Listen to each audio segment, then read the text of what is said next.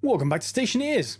Today, well, first of all, let's get a little bit more light on the subject. I'm not quite sure whether I'm going to have the battery power to do this, but if I just grab you for a second and then swap you out, I'm going to need to be able to make more battery cell larges. We can make battery cell smalls, but they're not particularly great. Let's just... there it is. I just made a portable light. The reason why I want a battery cell larges is that essentially they basically have more power storage, and if we put them in here, we can turn them on and you end up with a portable light source. However, I've only got two of the large kind, which is kind of inconvenient. So for now, I guess for a light source, I'm going to have to put this in here.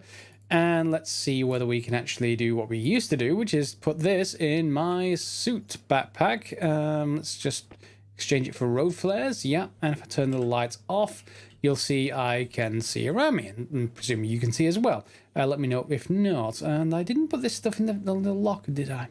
I need to actually arrange stuff. Anyway, so we do have a little bit of backspace, well, not backspace, back-base light that shines out from my backpack everywhere, I guess. Only problem is there's not very much battery power, so it can turn off rather unexpectedly, even with the larger kind. So yeah, however, I want the larger kind in reserve because I want to be able to swap it for what's in my suit. It is nighttime, so let's first of all, I just wanted to get in here, and for a second, where's that data card gone? I just want to disconnect the light from this, the LED lights. There we go. I don't want that actually interfering at all, and that means I can just turn this on. And why are you locked? Well, let's just take you apart. And that should let me replace it. And that's the wall light version. Okay. Does that generate a little bit more light? Let's take a look. Maybe a little bit more. Anyway, that should do for now, and our battery is still okay through the night. However, I'm going to make a few more iron frames, and we're just going to extend our daytime, not iframe, that's HTML, iron frame. Oh, that's the electro print, that's why. Iron frame. Yeah, let's just get a few of those printed. We need some iron for that, so let's just get it out of our electronics printer. That's some iron. And then we're just going to extend our line of solar panels. So let's get that going. I did have a few suggestions between the episodes.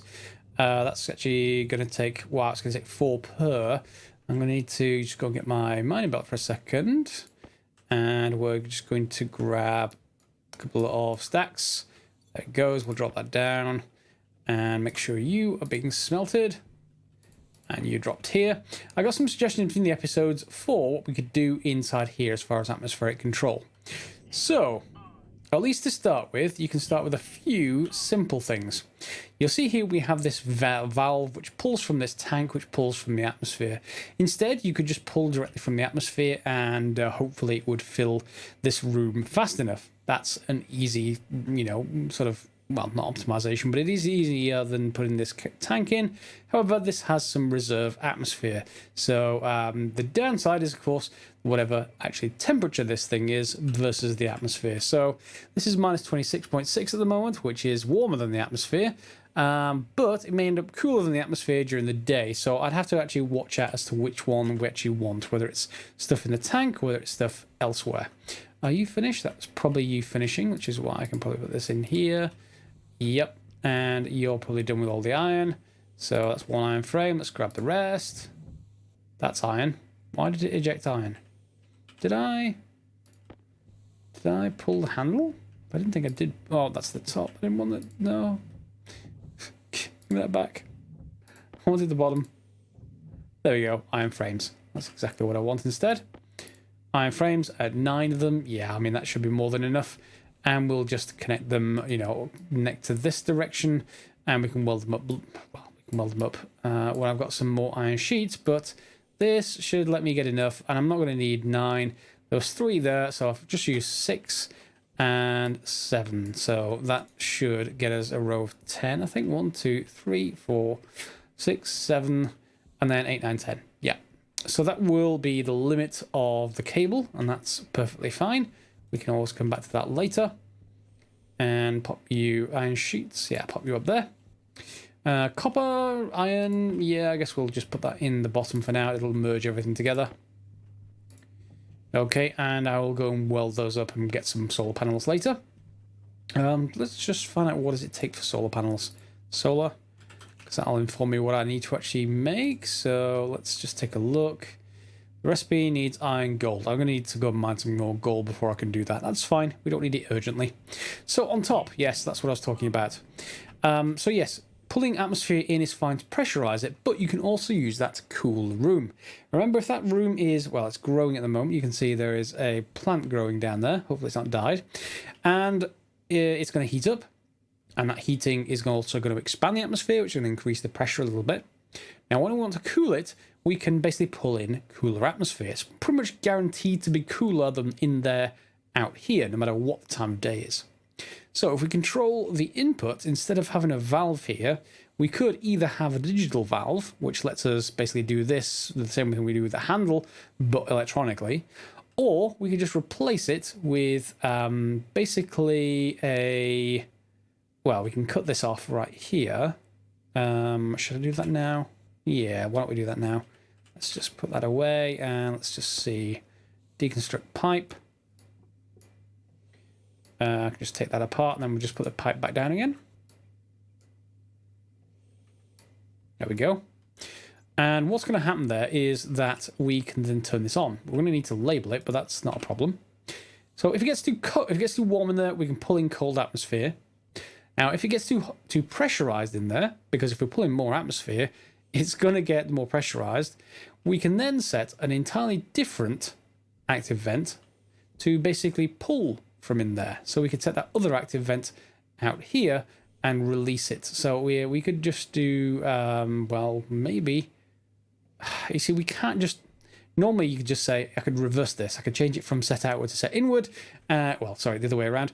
And it would basically pull atmosphere back out. But if it's just pushing it in and then pulling it out again, yeah, I may want a separate vent. So I'm going to print out another one. And we shouldn't ever really need a cooler if we have those both electronically controlled. If it overpressures, it'll dump into the atmosphere. If it gets too hot, it'll pull stuff in, and which will overpressure it, which will dump it into the atmosphere. So it should mix and hopefully reach some kind of equilibrium. That's the theory. Whether that actually works, on the other hand, is something else entirely. So let's just get a few things sorted, and then let's see if we can get that running. So I normally would want stuff like this. I'm going to put it out here, I think. Yeah, and I'm also going to put the passive vent on the inside. I don't want any active components in there, really, just in case they do produce any heat, but they may not do, but it's just a precaution, really, more than anything else. And let me just put that there for now. So I'm going to go and print an active vent and a passive vent, and we'll come back to sort out maybe the electronics. Here we go, we're inside, and you can see the temperature is 27. It's quite nice, it's not a problem. And if we just grab our little sort of atmosphere analyzer, you can see there's a little bit of oxygen in here, and most of it's still CO2. So I did get some in the commenters saying that putting 4 plants in here will definitely raise the heat in here. So let's just harvest some of that wheat and replant it. And we'll take some of that and then just put it over here. And then we have 5 wheat. So we've got exactly what we started with. And now, well, it's got no sunlight, but it has got a nice atmosphere in here that it can use. And if you see over here on the right hand side, not sure what's going on. This says low air. I'm not breathing air, I'm breathing volatiles. And I have an air tank which is full of volatiles. That's fine. The waste tank is not at capacity either. So I'm not sure what's going on. All of the AC, the air, and the filters are all on. And I shouldn't have any problems. I've got 3 filters. None of them are 0, so I don't know. Maybe you can comment. If I black out and die, then I just have no idea what's going on. Anyway, let's just depressurize and head outside while it continues to grow during daytimes. And there we go. Should end up outside. And over here we've got an active vent. Good. I want a passive vent as well. So let's just get another vent and we can sort that out. So, oops, that's active. I want a passive. Good. Let's just get you cooking. And let's go and put this up out here. So, we can put this wherever we like, but let's there's going to be two separate circuits, I think, just to keep everything nice and easy. And that does mean I'm going to want to set this up in the opposite way to this. So when it says set inward, that is already by default opposite to this one. So this set outward basically means it's currently set to inward, if that makes sense. And this one being set inward means it's currently set to outward. So it's going to draw out of that chamber and send it out into the atmosphere here. Okay, so we now just gonna go and connect this up to, first of all, power. I'm not quite sure how much power we're going to need here, but I'm just going to put a straight cable on and get some cable cutters. And we will just put a corner in just to make a junction. And then I think I'm going to just probably want to go straight and then some junctions of some kind. Junction of some kind. Yeah. Okay, so we're going to need some chips. We're going to need something to read a gas sensor that we're going to place inside. So that's obviously a reader. And we're going to need something to write out to this. So it's a logic writer. So I need two logic IOs. And I'm then going to need to basically compare it to a value. So it's going to be very, very similar to this. We have a reader right here that's reading from a gas sensor. We're going to put the gas sensor on the inside. It can't be this one. Well, this is going to read erroneously otherwise. So we're going to need to go and grab a few things. Passive vent, I'm going to put in my backpack. So we're going to take that inside with us. And I'm just going to swap this out with some other stuff over here. And let me just put my data disk over here. I shouldn't need that. And we'll put the various cartridges. There are other different things for your basically your tablet. And that should give me some space in my backpack. And iron sheets. Yep, we can just put those back there. And now I can just go and select what I want over here. So we are going to want logic chips. Unfortunately, we cannot make computers just yet. So logic IO, I'm going to want to build two of those. Gold is ready, and copper I can get back out of here. There we go. And I'm going to want two of those. I'll get started. And then let me just change this once it actually hits 100. Then we're going to want the logic processor. There it goes. And one logic memory. So let me just do that off camera, and then we'll go and place things down on top of the roof.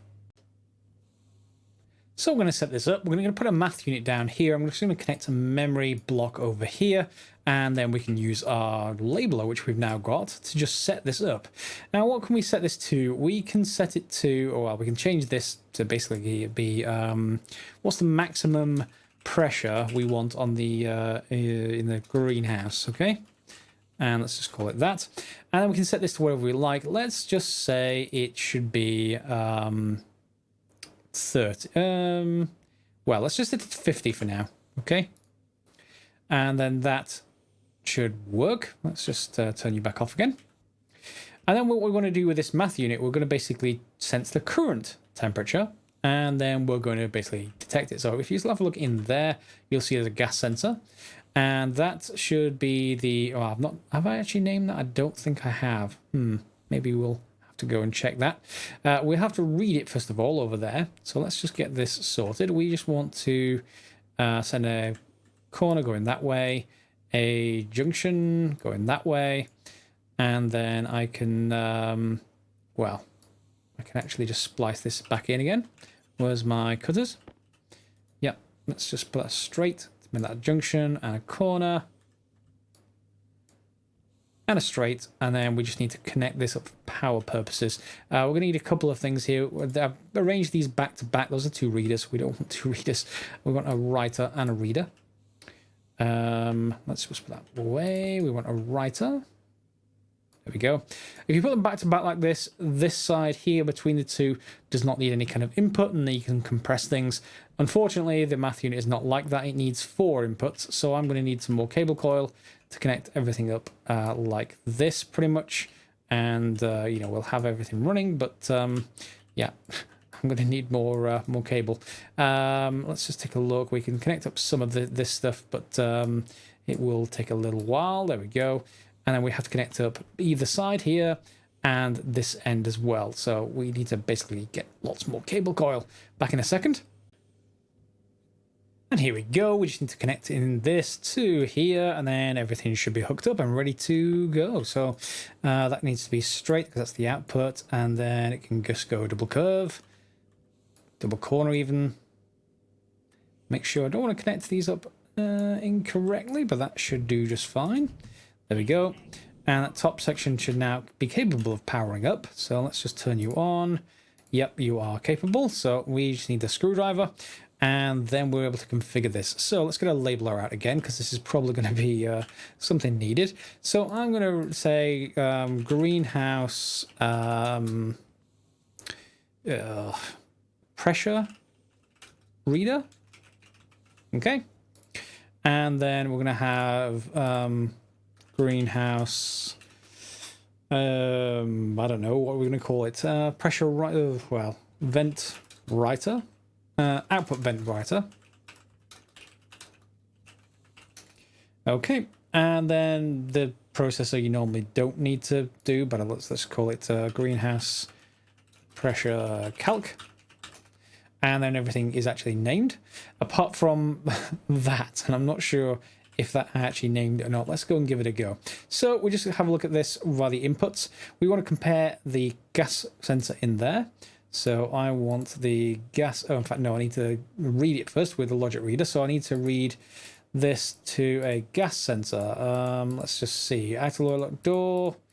No, no, I don't think I did. So let's just go inside and rename it. So let's just make sure I click button twice so that it doesn't try to pressurize this to 100 kPa. Otherwise, that might cause some problems. And our nice plant is growing. It's 32 degrees in here already, so we would want that there. There's a gas sensor.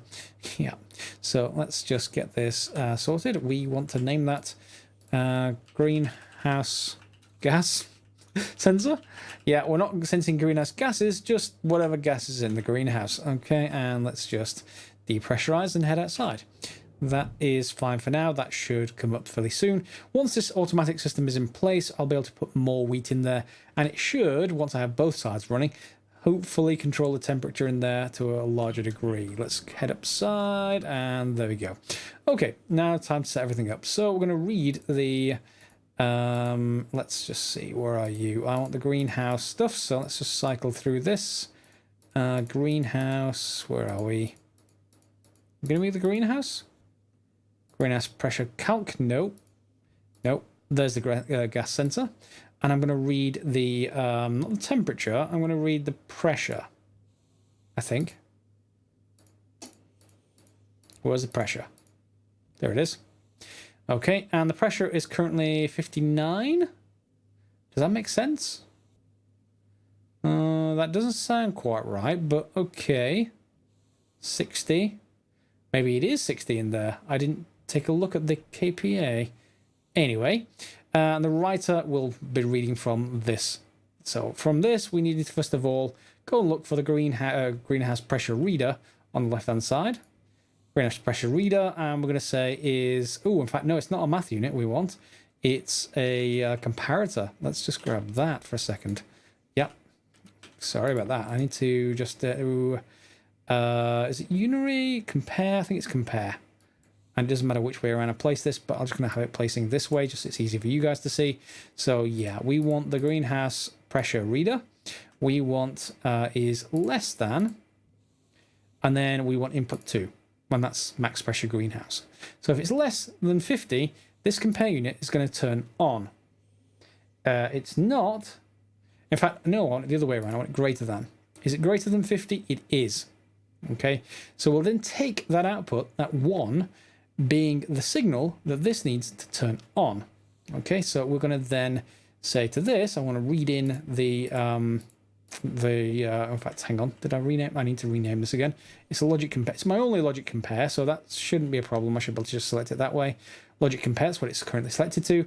The output is going to be the active vent here. Let's just select you. And greenhouse output vent. Okay. Output is then greenhouse output vent. and I may have to click through a few things. This is sometimes why you want subnetworks. Subnetworks are basically whenever you put an APC down and then connect things behind the APC, then this can only ever connect in here. So if we put an APC on the wall, we can then isolate this from everything else. I mean, there's nothing will try and select this equipment. This can't select any of the other stuff that's down there. It's very, very nice. In fact, I may do that with that APC once I get more battery cells. Anyway, I need to select the greenhouse pressure. No. Greenhouse output vent, there it is. And it's the on state, I think. So, on. There it is. So now this should turn this on until the pressure is less than 50. It will probably kill that wheat if it's too powerful. Let's turn it on.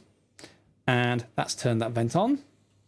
And we can watch here, logic compare. We can see on the reader what the pressure currently is. 50, 49, and it turns off. Okay? That is all working. Very nice. What I don't know is if that's what it reads inside. Shall we go and do this?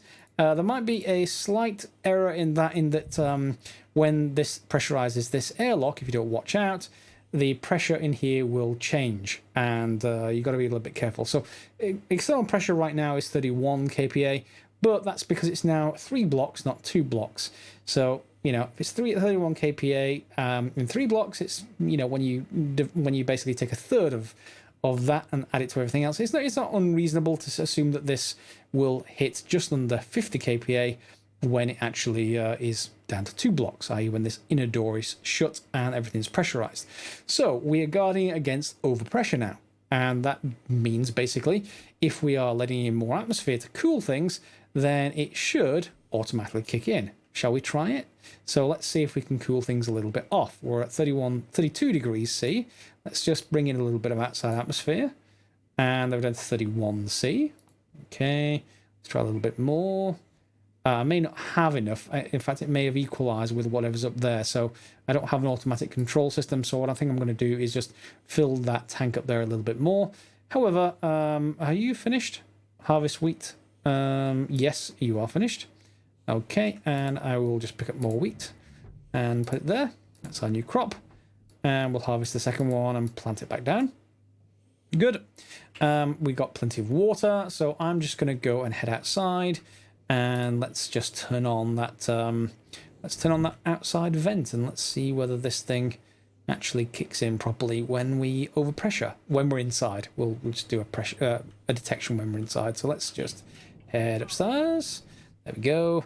And that vent is closed. Good. I don't want that to accidentally trigger. And whoops, this isn't connected. Yeah, that's why. I've disconnected from this tank. Yes, let's reconnect that until I have the electronic control, because electronic control will make this tank basically unneeded.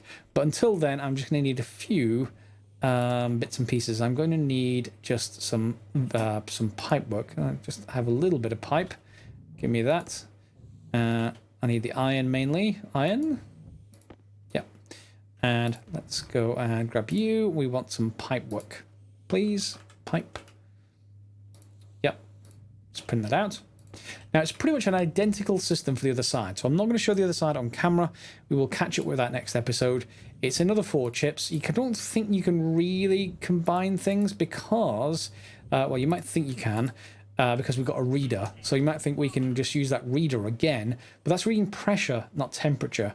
So the other way of doing, well, you can't really do this because you're guarding against overpressure. You need a second reader right here to read the temperature from the same gas sensor. You can still use that.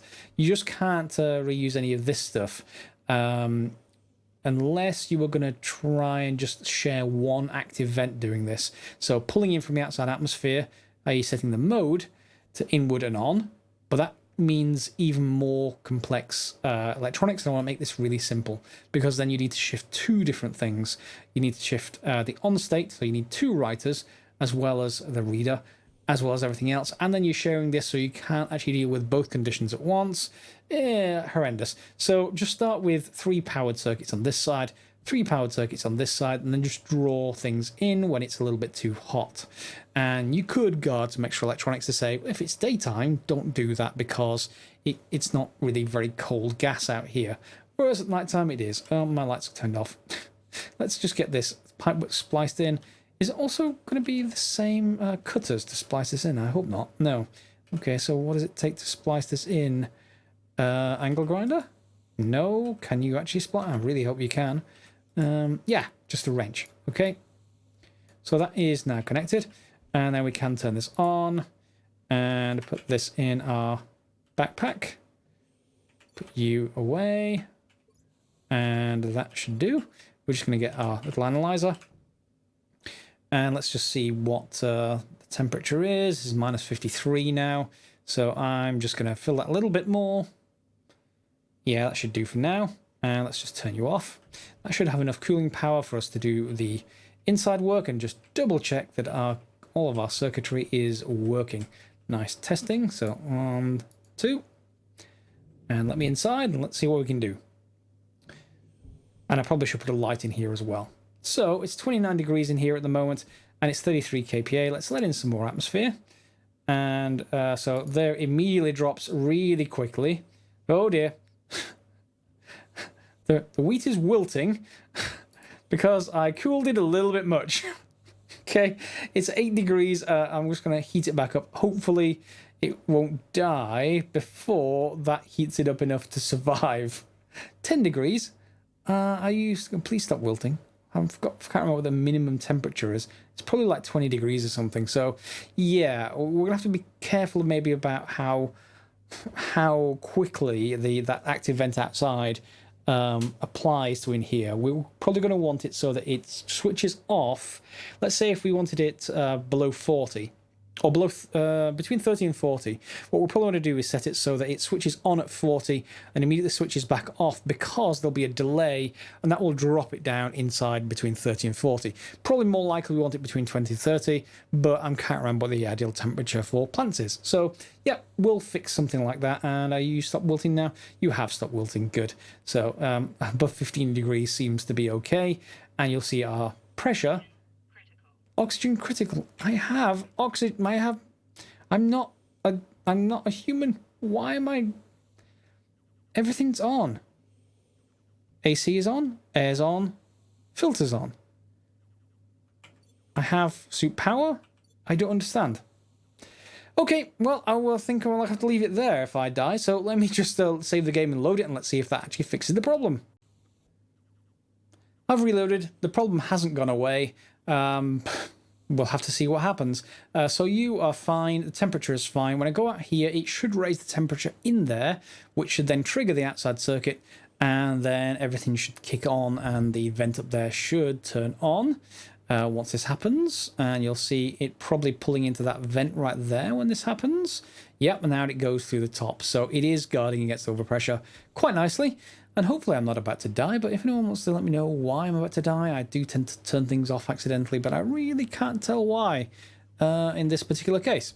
Anyway, that's enough for one episode. We've got automatically temperature controlled exhaust, and other than that, we are pretty good. I think I just need some more solar panels now, just so that I have enough power through the night. You'll see we're down to 1 bar there, so that everything continues to run. Okay, if you've got any suggestions, feel free to put them in the comments down below. As normal, they are the most important thing on the channel when you are trying to communicate with other people who are playing through the game. Otherwise, we'll see you next episode for some more Stationeers, and hopefully you enjoyed it. If so, give it a thumbs up. And as always, guys, thanks for watching. Bonus footage. I flushed the helmet, and then that actually fixed it. At least for now. Hopefully you guys will, well, tell me what I did wrong. I don't think I turned off anything, and the filters really should be getting rid of it. Anyway, enough for one episode. See you next time.